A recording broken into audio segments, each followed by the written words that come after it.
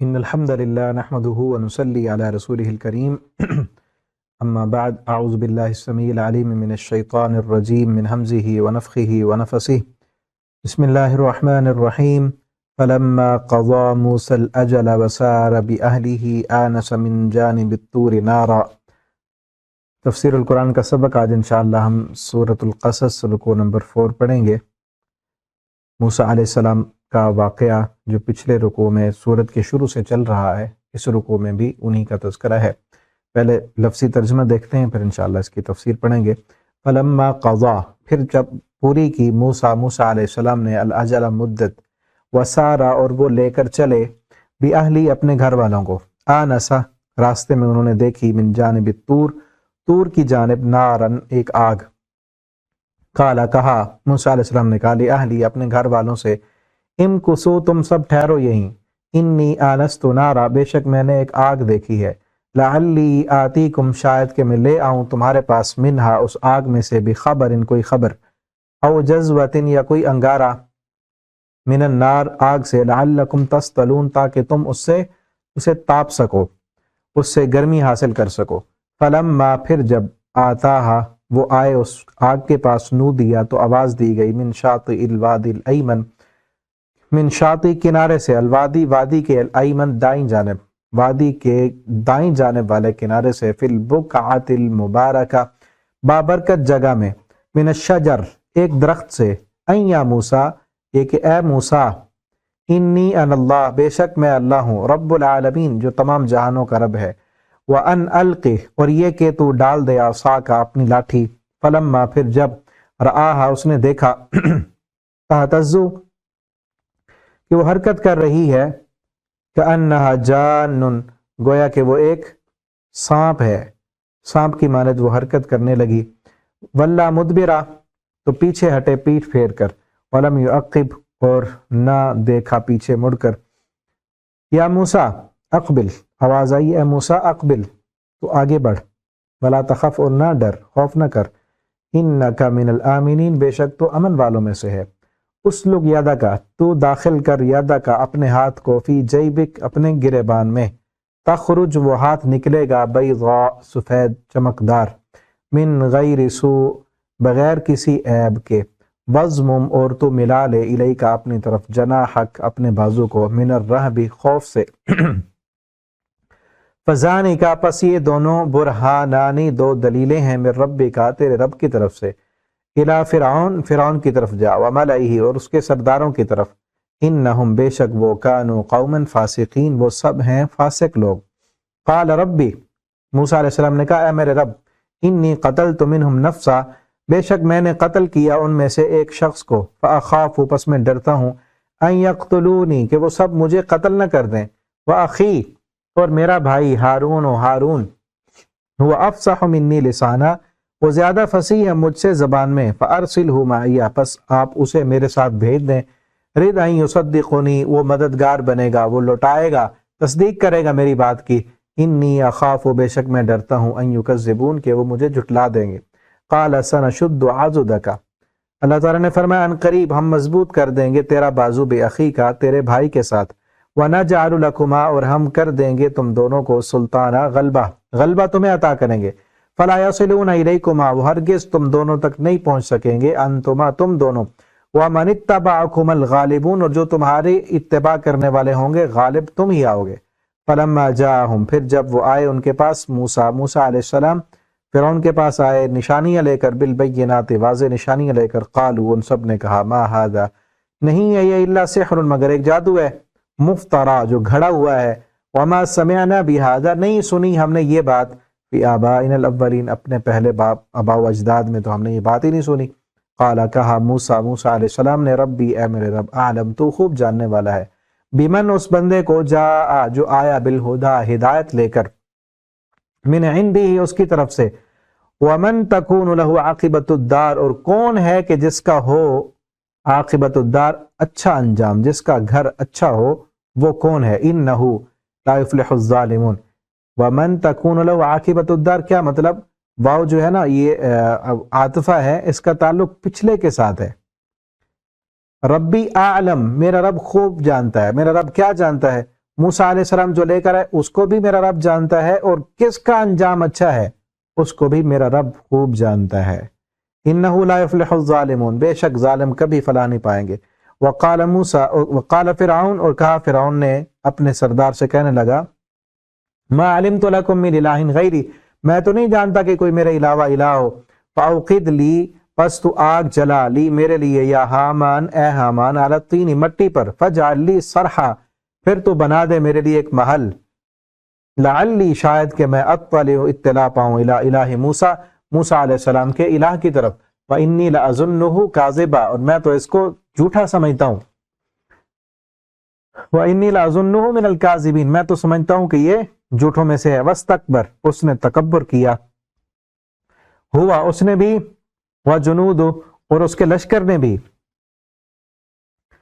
فی الارض، زمین میں، بغیر الحق، بغیر حق کے، وظنوا،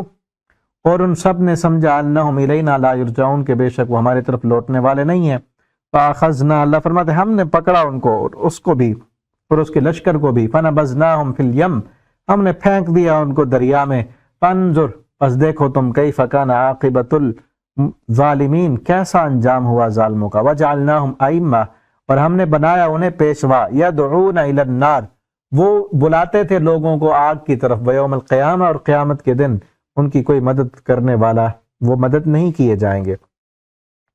وَأَتْبَعْنَاهُمْ فِي هَذِهِ الدُّنْيَا لَعْنَةً، ہم نے دنیا میں بھی ان کے پیچھے لعنت کو لگا دیا، وَيَوْمِ الْقِيَامَةِ هُمْ مِنَ الْمَقْبُوحِينَ، اور قیامت کے دن بھی وہ بدحال لوگوں میں سے ہوں گے۔ یہاں تک یہ رکوع کمپلیٹ ہوا، ابھی اس کی تفسیر ہم دیکھتے ہیں۔ پیچھے ہم پڑھا ہے موسیٰ علیہ السلام جو ہے ان سے ایک قبطی کا قتل ہو گیا تھا، وہاں سے پھر مدین گئے تھے شعیب علیہ السلام کے پاس، وہاں پر انہوں نے شادی کی، اور 8 سال تک، بلکہ بعض روایات میں تو یہ آتا ہے کہ 10 سال تک، اسی آیت سے جو ہے انہوں نے استدلال کیا، وہاں پر بکریاں انہوں نے چلائیں۔ فلما قضا موسیٰ الاجل، موسیٰ علیہ السلام نے مدت پوری کی، قرآن میں ہے کہ مدت پوری کی، یہ نہیں کتنی مدت پوری کی، کیونکہ پیچھے تو تھا نا 8 سال جو طے ہوا تھا، 8 سال، اگر آپ 10 سال بھی پورے کر لیں تو فلا عدوان، تو پھر کوئی زیادتی نہیں ہوگی۔ بعض مفسرین کا یہ خیال ہے کہ انہوں نے وہ مدت پوری کی جس میں احسان تھا، جس میں زیادہ اخلاق تھا، یعنی 10 سال انہوں نے پورے کیے، وسارا بأہلی، اور اپنے گھر والوں کو لے کر چلے۔ اتنا عرصہ وہاں گزارنے کے بعد موسیٰ علیہ السلام کے دل میں خیال آیا کہ اب مجھے جو ہے نا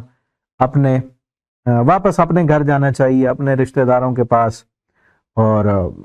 دل میں خیال یہ تھا کہ میں اپنی بیوی کو وہاں لے جاؤں اپنے گھر میں، اور چھپ چھپا کر فرعونیوں کو پتہ نہ چلے، اور میں اپنا علاقے سے ہو کے آؤں۔ ظاہر بات ہے، بندہ جہاں رہتا ہے، بچپن جس علاقے میں گزرتا ہے، تو وہاں سے ایک فطرتی ایک انس ہوتا ہے۔ کوئی انسان چاہے ایسے علاقے میں رہنے والا ہے جہاں کوئی سہولیات نہیں ہے، بالکل غیر متمدن علاقہ ہو، جیسا بھی ہو، انسان کو اپنی ایک نیچر اور فطرت، اور جہاں بچپن گزارا ہوتا ہے، ان جگہوں سے، ان علاقوں سے، ان مکانوں سے ایک فطرتی انس ہوتا ہے۔ تو اس فطرتی انس کی وجہ سے موسیٰ علیہ السلام بھی وہ چاہتے تھے کہ میں جاؤں وہاں، دیکھ کے آؤں، گھوم کے آؤں۔ تو اللہ تعالیٰ نے بھی اب فیصلہ کیا تھا کہ اب جانا ہے موسیٰ علیہ السلام نے، اور اب گئے تو راستے میں اللہ تعالیٰ نے جو ہے وہ وہی بھیج دی۔ اب نبوت یہاں ملی جب واپس جا رہے تھے، اب راستے میں جا رہے ہیں اپنی بیوی کو لے کر، جب جا رہے تھے تو سردیوں کے دن تھے اور رات کا ٹائم تھا، اور رات کو ہلکی سی بارش بھی ہو رہی تھی اور اندھیرا تھا، راستے میں اب ٹھنڈ لگ رہی تھی ان کی بیوی کو بھی، ان کو بھی۔ تو دیکھا راستے میں نا طور پہاڑ کی جانب ایک آگ نظر آئی، یہ پیچھے بھی آیا ہے سورۃ النمل کے شروع میں بھی، پہلے رکوع میں، کہ وہاں پر ایک آگ تھی۔ تو موسیٰ علیہ السلام کہنے لگے تم یہاں ٹھہرو، بلکہ یہ سورۃ طٰہٰ میں بھی پیچھے آیا ہے، سورۃ طٰہٰ کے پہلے رکوع میں ہے، سورۃ النمل کے بھی پہلے رکوع میں ہے، اور یہاں بھی اہلہ امکثوا، تم یہاں ٹھہرو، انی آنست نارا، میں نے محسوس کی ہے کہ یہاں آگ ہے، میں شاید لے کے آؤں اس میں سے کوئی خبر، یا تو راستہ کی خبر میں لے کے آؤں گا کہ کس طرف جانا، کیونکہ اندھیرا تھا، آگے راستے کا نہیں پتا تھا، تو یا پھر کوئی انگارہ لے کے آؤں۔ جذوہ اصل اس شعلے کو کہتے ہیں، اس انگارے کو، کہ جس سے آ کر نا، پہلے دور میں یہ ماچس وغیرہ، لیٹر وغیرہ تو نہیں ہوتے تھے نا کہ جس سے آگ جلائیں، ایک جگہ پہ آگ جلی ہوئی ہے، پتھروں پہ مارتے تھے تو آگ نکلتی تھی، تو ایک جگہ پہ آگ جل جاتی تو دوسرے آگ جلانے والے ان کی کوشش یہ ہوتی کہ وہیں سے کچھ اٹھا لیں اور آ کر اپنی آگ جلا لیں۔ تو موسیٰ علیہ السلام وہاں سے چلے کہ میں کچھ وہاں سے ایک شعلہ لے کر، چوانتی اس کو کہتے ہیں، چوانتی لے کر آؤں گا اور اس سے جو ہے آ کر یہاں ہم اپنی آگ جلائیں گے تاکہ آپ لعلکم تسطلون، تاکہ تم تاپ لو، یعنی اس آگ سے گرمی حاصل کرو، سردی تھی۔ پس جب وہاں پہنچے تو وہاں سے آواز آئی وادی کے دائیں جانب سے، جہاں پر برکت تھی، یعنی جس جگہ پر اللہ کا ذکر ہو، قرآن پڑھا جائے، وہاں پہ برکت ہوتی۔ آپ دیکھیں نا، جس جگہ پہ آپ قرآن پڑھتے ہیں، چاہے آپ موبائل پہ یا لیپ ٹاپ پہ آپ سن رہے ہیں قرآن کا سبق، تو ایک کیفیت اور ہوتی ہے۔ قرآن کی کلاس میں آپ بیٹھے ہیں یا اللہ کا ذکر کی مجلس میں آپ بیٹھے ہیں، تو درس کی آپ سن رہے ہیں، آپ خطبہ جمعہ سن رہے ہیں، آپ جو ہے کوئی اچھا بیان سن رہے ہیں، لیکچر سن رہے ہیں، تو اس سے ایک کیفیت اور ہو جاتی ہے، ٹھیک ہے نا۔ تو جس جگہ پر اللہ تعالیٰ ہم کلام ہو رہے ہیں موسیٰ علیہ السلام سے، اس جگہ کی برکت کی کیا ہی حالت اور کیفیت ہوگی۔ ایک درخت سے ایّا موسیٰ کیا کہا، اے موسیٰ انی انا اللہ، میں اللہ ہوں رب العالمین۔ اس کی وضاحت پیچھے بھی میں نے کی تھی کہ اس کا مطلب یہ نہیں کہ اس درخت میں اللہ تعالیٰ اپنی ذات کے اعتبار سے موجود تھے، اللہ تعالیٰ تو اپنی ذات کے اعتبار سے آسمانوں سے اوپر، ذات کی تو ہلکی سی تجلی اللہ تعالیٰ نے پہاڑ پر ڈالی تھی، فلما تجلی ربہ للجبل جعلہ دکا، وہ پہاڑ برداشت نہ کر سکا، ریزہ ریزہ ہو گیا۔ یہ تو نہیں ہو سکتا کہ اللہ تعالیٰ اپنے جو ہے اس درخت میں ہوں اور درخت بھی صحیح سالم ہو، پھر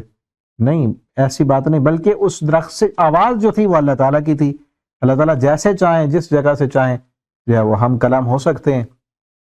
ٹھیک ہے نا، آواز آ سکتی ہے۔ اللہ تعالیٰ وہاں سے ہم کلام ہوئے موسیٰ علیہ السلام سے، نہ کہ اللہ تعالیٰ اپنی ذات کے اعتبار سے وہاں پہ، یعنی جو بات اللہ تعالیٰ کر رہے تھے موسیٰ علیہ السلام سے، وہ کہا کہ ان اللہ، میں اللہ ہوں، یہ میں اللہ کا پیغام ہے، ان اللہ رب العالمین، جو تمام جہانوں کا پروردگار ہے۔ ان القی عصاک، اور کیا کہا، ان القی عصاک، اس لاٹھی کو ڈالو نیچے۔ بلکہ سورہ طٰہٰ میں اللہ نے پوچھا تھا تیرے ہاتھ میں کیا ہے موسیٰ، ما فی یمینک، تیرے ہاتھ میں کیا ہے؟ موسیٰ علیہ السلام نے کہا یہ جو ہے، یہ ہی عصای اتوکأ علیہا واہش بہا علی غنمی، یہ لاٹھی ہے، اس سے میں سہارا بھی لے لیتا ہوں اور اپنی بکریوں کے لیے پتے جھاڑتا ہوں، ولی فیہا مآرب اخری، اور اس سے اور بھی میں کئی کام کرتا ہوں۔ فلما رآہا تہتز، پھر جب اللہ تعالیٰ نے فرمایا کہ اس کو پھینک دو، پھینکا تو وہ جو ہے تہتز، حرکت کر رہی تھی، کانہا جان، گویا کہ وہ سانپ ہے، سانپ، ولا مدبرا، موسیٰ علیہ السلام جو ہے پیٹ پھیر کر بھاگ پڑے۔ اب یہ دیکھیں نا، اس کو بار بار تذکرہ آتا ہے، یہاں بھی ہے، حالانکہ موسیٰ علیہ السلام کا واقعہ جب بھی آتا ہے چینجنگ کے ساتھ آتا ہے، لیکن یہ واقعہ، یہ جو ہے اس لاٹھی کا تذکرہ بار بار آتا ہے۔ یہ ذکر پہلے سورۃ الاعراف میں بھی آیا، لاٹھی کا ذکر بھی وہاں پہ ہے۔ موسیٰ علیہ السلام کا تذکرہ پھر سورہ طٰہٰ میں آیا، لاٹھی کا ذکر وہاں بھی ہے، یعنی لاٹھی کو پھینکنے کا ذکر سورہ نمل میں آیا، پھر بھی لاٹھی کا ذکر ہے، سورۃ الشعراء میں آیا، وہاں بھی لاٹھی کا ذکر ہے، یہاں بھی ہے، ٹھیک ہے نا۔ تو اس کا مطلب اللہ تعالیٰ بار بار کیوں یہ بیان کر رہے ہیں؟ یہ کہ اس لاٹھی کو لے کر گئے تھے جب موسیٰ علیہ السلام، نشانی جا کر دکھائی تھی فرعون کو، اس نے کہا تھا کہ جادو ہے، کہ جس کو تم جادو کہہ رہے ہو اس کی اپنی حالت کیا ہے؟ جب موسیٰ علیہ السلام نے جب لاٹھی ڈالی تھی، جس بندے کو تم جادو کر کہہ رہے ہو کہ یہ جادو کے بل بوتے پہ اس لاٹھی کو سانپ بنا لیتا ہے، اس کی اپنی حالت تو دیکھو، وہ تو خود جو ہے اس سے ڈر لگ رہا ہے، اس کو خود سانپ سمجھ رہا ہے، یہ جادو کیسے ہو سکتا ہے؟ کأنہا جان، موسیٰ علیہ السلام کے خود کو جو ہے اس پر یقین نہیں آ رہا تھا، اور پھر یہ بھی ہے کہ وہ حقیقت میں سانپ بنا تھا، وہ کوئی یہ نہیں تھا کہ نظر کا دھوکہ ہو۔ جادو تو یہ ہوتا ہے نا کہ وہ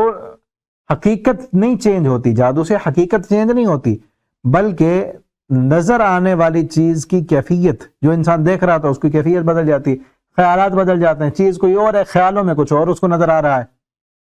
اصل جادو یہ ہوتا ہے نا، خیالات کو بدل دیا جاتا ہے۔ یخیل الیہ من سحرہم انہا تسعی، وہ جو ان کا ذکر آتا ہے نا، فرعون کے جو بلائے ہوئے جادوگروں نے جب وہ ڈالی تھیں رسیاں اور لاٹھیاں ڈالی تھی، انہوں نے جادو کیا تھا، وہاں پر لفظ آتے ہیں یخیل الیہ من سحرہم، ان کے جادو کی وجہ سے خیال یہ ڈالا گیا کہ وہ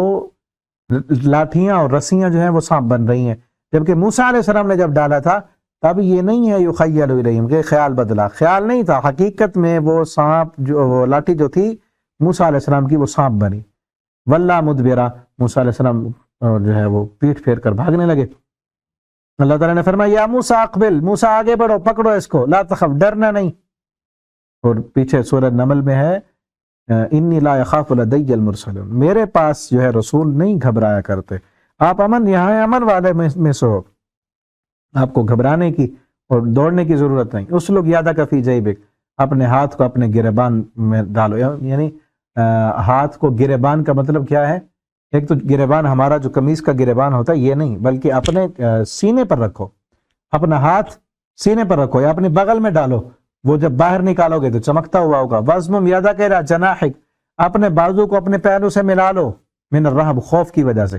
یعنی خوف کی کیفیت کو ختم کرنے کے لیے یہ ایک فزیکل جو اپنے بازوؤں کو ساتھ ملانا ہے، یہ اس سے بھی خوف جو ہے وہ ختم ہوتا ہے۔ اپنے بازوؤں کو ساتھ ملا لو تاکہ خوف ختم ہو جائے۔ فَذَانِكَ بُرْهَانَانِ مِن، یہ دو دلیلیں، ایک لاٹھی کا سانپ بن جانا اور دوسرا ہاتھ کا چمکنا، یہ دو دلیلیں ہیں۔ یہ نشانیاں لے کے جاؤ فرعون اور ان کے سرداروں کے پاس، بے شک وہ فاسق قوم ہے۔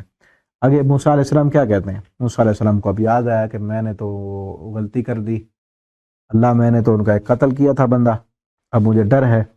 بدلے میں مجھے قتل کر دیں گے، اور عظیم کام تھا، عظیم ذمہ داری تھی۔ کیا کہا؟ اخی ہارون، میرا بھائی جو ہارون ہے اس کو بھی میرے ساتھ کرو، کیونکہ یہ کام کرنا ہے۔ اب موسیٰ علیہ السلام نے کیونکہ ایک جو اللہ تعالیٰ نے ذمہ داری دی تھی اس کو بھرپور طریقے سے ادا کرنا چاہتے ہیں، کیوں کہا کہ اللہ ہارون کو بھی میرے ساتھ بھیجو؟ اس سے کئی ہمیں باتیں سمجھ آتی ہیں۔ ایک بات یہ جو پچھلی دفعہ بھی میں نے کی تھی سورہ طٰہٰ میں،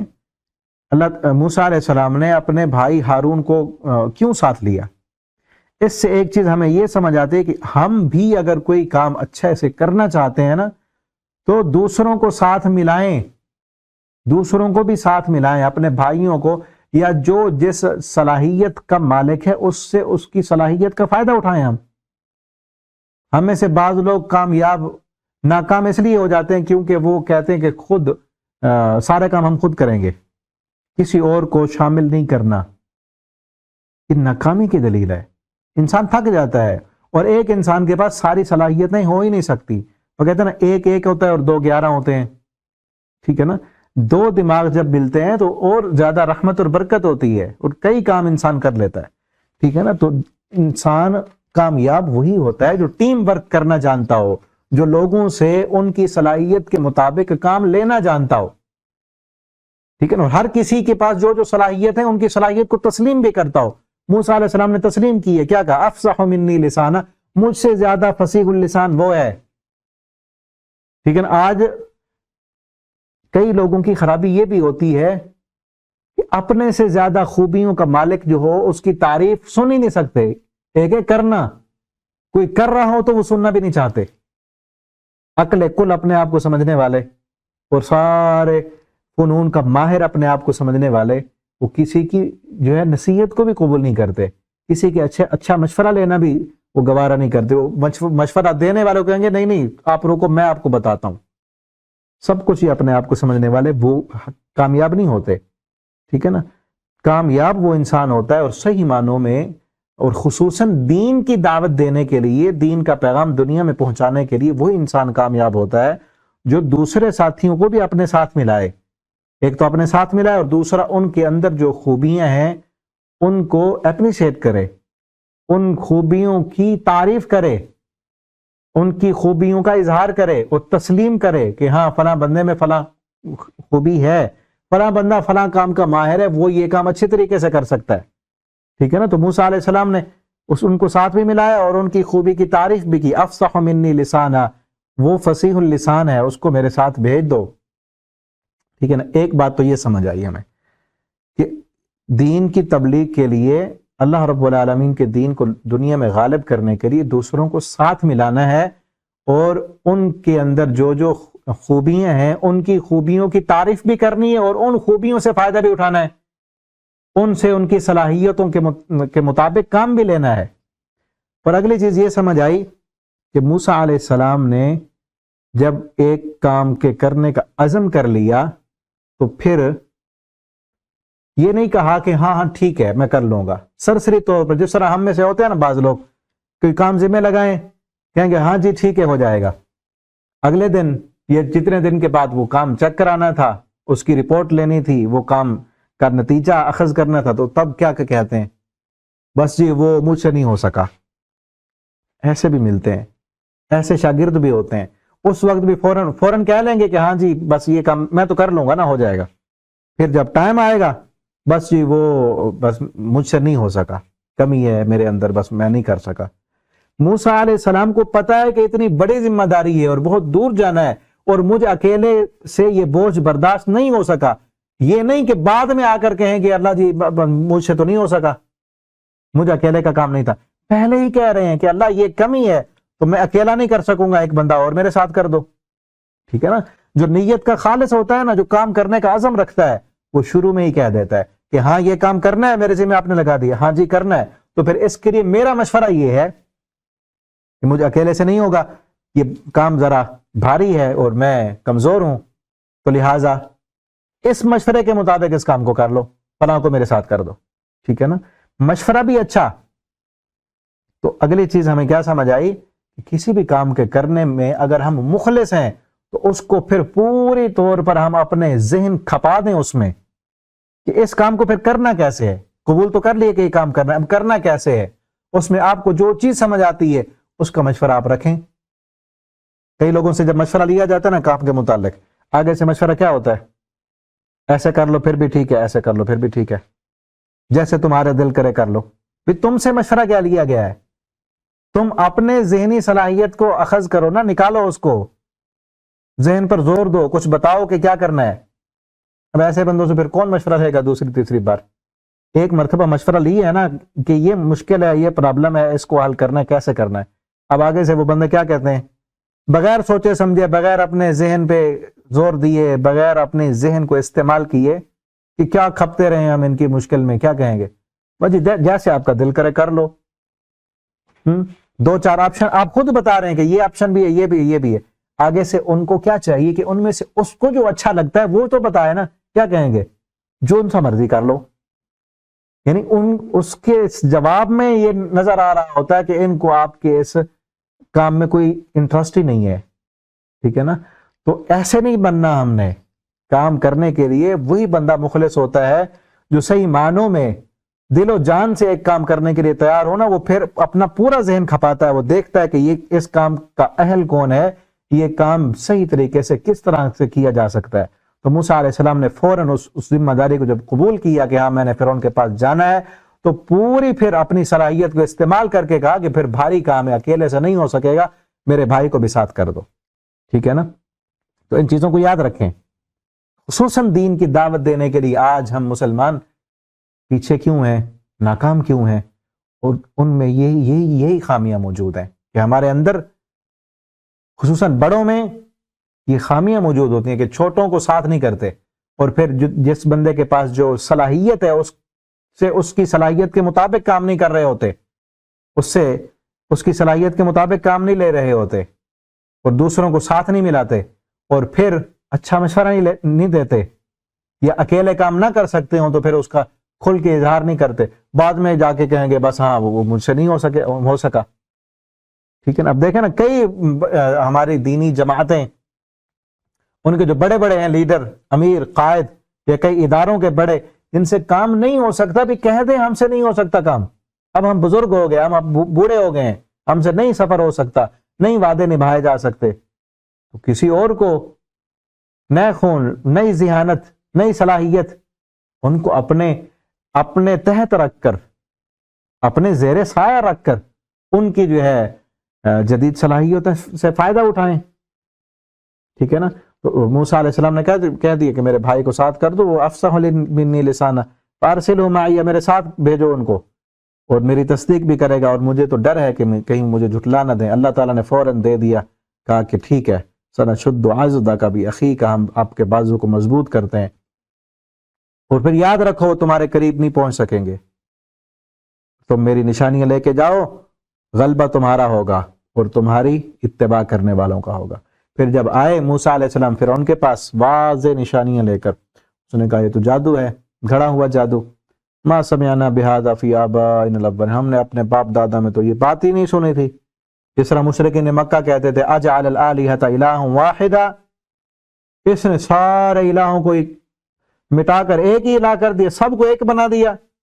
ما سمعنا بہذا، ہم نے تو یہ بات سنی ہی نہیں، یہ تو بڑی پرانی بات ہے، پرانی نہیں نئی بات ہے، ہم نے تو کسی سے یہ بات نہیں سنی تھی، ہم تو آج تک یہی اپنے باپ دادا سے سنتے آئے ہیں کہ یہ لات منات عزا یہ سارے بت یہی سب کچھ کرتے ہیں۔ اجعل الآلہۃ الہا واحدا، آج آ کر اس نے سارے معبودوں کو مٹا کر ایک ہی کر دیا۔ انہوں نے بھی یہی کہا موسیٰ علیہ السلام کو، قال موسیٰ علیہ السلام نے کہا میرا رب خوب جانتا ہے کہ کون ہدایت پر ہے، تمہارے باپ دادا ہدایت پر تھے یا یہ ہدایت ہے جو میں تمہارے پاس لے کے آیا ہوں۔ فمن تکون له عاقبۃ الدار، آخرت کا اچھا انجام اور اچھا گھر کس کا ہونے والا ہے میرا رب خوب جانتا ہے، اور ظالم کبھی کامیاب نہیں ہوں گے، یاد رکھو۔ فرعون کہنے لگا ما علمت لکم، اب یہ اکڑ میں آ گیا، غرور میں، تکبر میں، اور تمسخر کرنے لگا، کہا یہ کس الہ کی بات کر رہا ہے، ما علمت لکم من الہ، میرے علاوہ تو کوئی الہ میں نہیں جانتا۔ پھر تمسخر کرنے کے لیے کہنے لگا اپنے وزیر کو، حامان وزیر کا نام تھا، یا حامان ابن لی صرحا لعلی، اے حامان میرے لیے نا علطین مٹی کا ایک محل تیار کر، اوقد لی آگ جلا، یہ نا ان کے فن تعمیر پر ایک اشارہ ہے کہ وہ مٹی کے محلات، مٹی کے گھر بنا کر ان کو پھر آگ جلا کے پکایا کرتے تھے، جس طرح آج کل ہمارے وہ ہوتے ہیں نا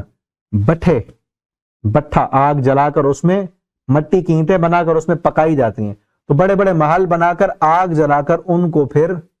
یعنی کہ مٹی کے بنی ہوتے عمارتیں اور ان کے اوپر آگ جلا کر ان کو پکاتے، پک جاتی تو اس کو پھر بارش وغیرہ یا پانی اوپر گرتا تو پھر وہ مٹی جو ہے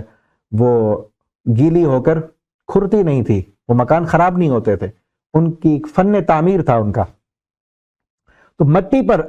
جو ہے آگ جلا کر محل بنا بہت اونچا، لعلی اطلع، شاید کہ میں موسیٰ علیہ السلام کے الہ کو دیکھ سکوں، وَإِنِّي لَأَظُنُّهُ كَاذِبًا، حالانکہ میں سمجھتا ہوں اس کا جھوٹا۔ اب دیکھیں نا، ایک تو جھوٹا سمجھ رہا ہے، سمجھتا تو جب جھوٹا ہے پھر دیکھتا کس کو ہے، یعنی دیکھیں نا پاگل ہو گیا آگے سے۔ اب کوئی صحیح علمی جواب تو ہے ہی نہیں نا اس کے پاس، اپنے درباریوں کو اس نے کسی نہ کسی طریقے سے مطمئن جو کرنا تھا، اور پھر وہ صحیح طریقے سے اس کا دماغی کام نہیں کر رہا، بھائی جس کو تو کہہ رہا ہے کہ یہ جھوٹا ہے، پھر اطلاع کیا پاتا ہے، تم کیا دیکھنا چاہتا ہے، اور پھر محل پر کیا جا کے دیکھ سکے گا۔ آج کی جدید سائنس اور جدید ٹیکنالوجی اور نظام فلکیات کے اس قدر وسعتوں کے باوجود آسمان کی وسعتوں تک کوئی نہیں پہنچ سکا۔ ہم دیکھیں نا سیارے ستارے، ہمارا یہ نظام شمسی، اور پھر یہ گلیکسیز اور یہ سارے کہکشائیں اور کلسٹر اور سپر کلسٹر، اب دیکھیں نا بلیک ہول تک تو انہوں نے دریافت کر لیا نا سائنسدانوں نے، اب اس سے آگے کیا ہے؟ کائنات کی وسعتیں دن بدن بڑھتی جا رہی ہیں۔ ابھی تو یہ جو ان کے جو مائکروسکوپ ہیں، جو دوربین ہیں ان کے، وہ اس حد تک پہنچے ہی نہیں کہ کائنات کی وسعتیں تلاش کر سکیں، ابھی تو اور آگے بڑھتی جا رہی ہے کائنات۔ ہم تو اپنے اس بلیک ہول سے، اپنے اس جو کہکشاں ہیں اس سے بھی باہر نہیں نکل سکتے، آسمانوں کی وسعتوں تک کہاں پہنچ سکیں گے؟ وہ تو بے وقوف تھا اس وقت، اس نے ایسے کہہ دیا کہ میں موسیٰ علیہ السلام کے الہ کی جو ہے وہ دیکھنا چاہتا ہوں، اطلاع پانا چاہتا ہوں، محل بنا کے اس پہ چڑھ کے، مریخ پہ پہنچ کے، چاند پہ پہنچ کے، یعنی اتنا دور پہنچ چکے ہیں زمین سے، انہوں نے آج تک آسمان نہیں دیکھا، آسمانوں سے تو کہیں سے اوپر اللہ رب العالمین کی ذات ہے، اور کوئی آنکھ دیکھ ہی نہیں سکتی۔ اللہ کی کائنات کی وسعتیں کتنی بڑی ہیں، سبحانک ما عبدناک حق عبادتک، جو فرشتے پہچانتے ہیں اللہ کی جو ہے وسعت کو، اور اللہ رب العالمین کی قدرت کو، اللہ کی طاقت کو، وہ کیا کہتے ہیں؟ سبحانک ما عبدناک حق عبادتک، اللہ تیری عبادت کا ہم حق ادا نہیں کر سکتے۔ وَإِنِّي لَأَظُنُّهُ مِنَ الْكَاذِبِينَ وَاسْتَكْبَرَ، اللہ فرماتے ہیں تکبر کیا اس نے بھی اور اس کے لشکر نے بھی بغیر حق کے، اور انہوں نے سمجھا تھا کہ وہ واپس لوٹ کر نہیں آئیں گے۔ آگے انداز اللہ کا بڑا زبردست انداز دیکھیں، فاخذناه وجنوده فنبذناه في اليم، پس پکڑا ہم نے اس کو بھی اور اس کے لشکر کو بھی، فنبذناه في اليم، ہم نے پھینک دیا اس کو لشکر سمندر میں۔ اس انداز سے ایسا لگتا ہے کہ جس طرح ایک گندگی کا ڈھیر تھا اور اس کو لپیٹ کر پھینک دیا دریا میں، پاک کر دیا زمین کو گندگی سے، جس طرح گھر کی صفائی کرتے ہیں نا اور گند سائڈ پہ اکٹھا ہو جاتا ہے اور اٹھا کر اس کو کچرے میں پھینک دیتے ہیں، وہی انداز ہے بالکل۔ فاخذنا، پکڑا ہم نے بس اسے بھی اس کے لشکر کو بھی، فنبذناہم فی الیم، پھر اٹھا کر کوڑے کی طرح ہم نے دریا میں پھینک دیا۔ اتنی سی دیر لگی۔ وہ جو من اشد منا قوہ، اپنے آپ کو الہ کہنے والا، اپنے آپ کو سپر پاور اور سپر طاقت کہنے والا، اللہ فرماتے آن کی آن میں پکڑا ہم نے ان کو، نکالا ان کے محلوں سے، ان کے گھروں سے، اور خود لے آئے سمندر میں اور پھر چلا دیا سمندر، پھینک دیا۔ کس طرح سے ہم نے اس کچرے کو، اس غلاظت کو، اس گندگی کو، جنہوں نے زمین کو ناپاک کر دیا ہے، ہم نے پاک کر دیا۔ فنبذناہم، پھینک دیا پھر ہم نے دریا میں۔ فانظر، دیکھو پھر کیسے تھا انجام ان ظالموں کا۔ وجعلناہم ائمہ، یہ امام تھے گناہ گاروں کے، ان فاسقوں کے بڑے پیشوا تھے جو ان کو جہنم کی طرف بلاتے تھے۔ قیامت کے دن ان کا کوئی مددگار نہیں ہوگا۔ ان کے پیچھے دنیا میں بھی لعنت لگا دی، قیامت کے دن بھی یہ بدحال لوگوں میں سے ہوں گے۔ اللہ تعالی ہمیں اس قسم کے غرور اور تکبر سے بچانے۔ ہر قسم کے جو ہے وہ ہر دور میں کوئی نہ کوئی فرعون ہوتا ہے، اپنے طاقت کے نشے میں مست ہوتا ہے، اور اس کا انجام بھی یہی ہوتا ہے جو انجام اس کا تھا، جو اس فرعون کا تھا۔ اللہ نشان عبرت بنا دیتا ہے۔ اللہ تعالی ہم سب کو قرآن پڑھنے سمجھنے کی توفیق عطا فرما دیں۔ اللہ تعالیٰ جب تک زندہ رکھیں ہمیں دین پر، ایمان پر، عاجزی کے ساتھ، ان کے سارے کے ساتھ اللہ ہمیں اپنی وحدانیت، اپنی قدرت اور طاقت کو سمجھ کر اس کے سامنے جھکنے کی، اور اللہ ہمیں اپنی فرما برداری کرنے کی توفیق عطا فرما دیں۔ آخر دعوانا الحمدللہ رب العالمین۔ بارک اللہ لی ولکم فی القرآن العظیم ونفعنی وإیاکم فی الآیات والذکر الحکیم۔ السلام علیکم ورحمۃ اللہ وبرکاتہ۔